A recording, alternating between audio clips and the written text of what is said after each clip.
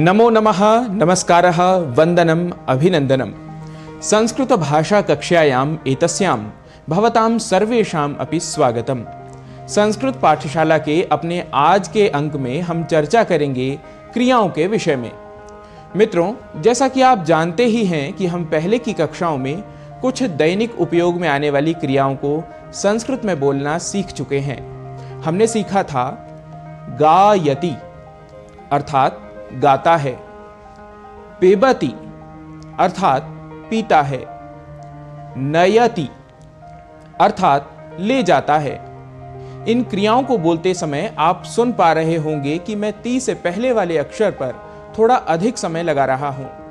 गायति में य में जुड़े अ को बोलते समय थोड़ा अधिक समय देने से ती का उच्चारण शुद्ध होता है, अन्यथा ती दीर्घ हो जाएगा और हम बोलने लगेंगे गायति, पिबति, नयति।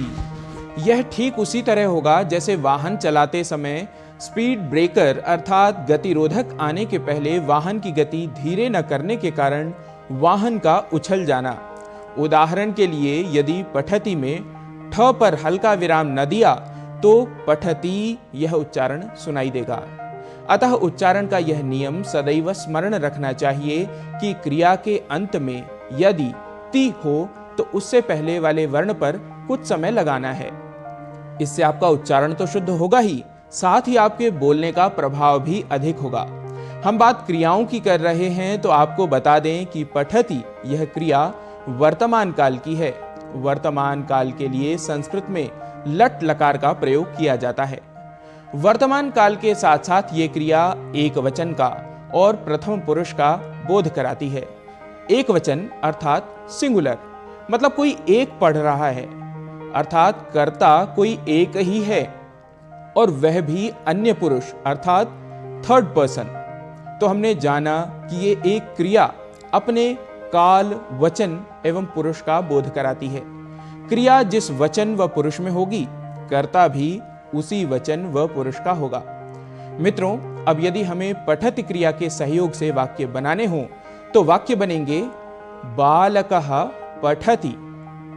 बालकः पठति अर्थात बालक पढ़ता है। बालक संज्ञा पद है। इस जगह आप राम, क्षमा, मोहन या फिर पिता, माता आदि पदों का प्रयोग कर छोटे छोटे वाक्यों से संस्कृत के वाक्यों को बनाने का अभ्यास कर सकते हैं। या सर्वनाम पद वह, यह आदि का भी प्रयोग कर सकते हैं। आइए देख लेते हैं वाक्य क्या बनेंगे। अभ्यास के लिए केवल पठति क्रिया के साथ वाक्य बनाते हैं।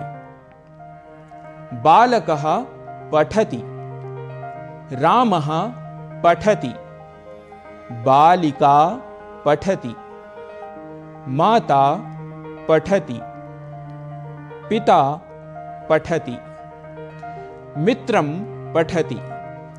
इस क्रिया का प्रयोग सभी प्रकार के कर्ताओं के साथ होगा, चाहे वह पुल्लिंग हो या स्त्रीलिंग या फिर चाहे नपुंसक लिंग ही क्यों ना हो। यहाँ एक ध्यान देने वाली बात है, संस्कृत भाषा में लिंग निर्धारण शब्द के प्रकृति प्रत्यय के आधार पर होता है, न कि सामान्य पुरुष या स्त्री इस आधार पर। भवतु। मित्रों, आज के अंक में इतना ही। आप करते रहिए सिखाए गए अंशों का अभ्यास। अपने अग्रिम अंक में क्रियाओं के साथ और भी वाक्य बनाएंगे। तब तक के लिए नमस्कार।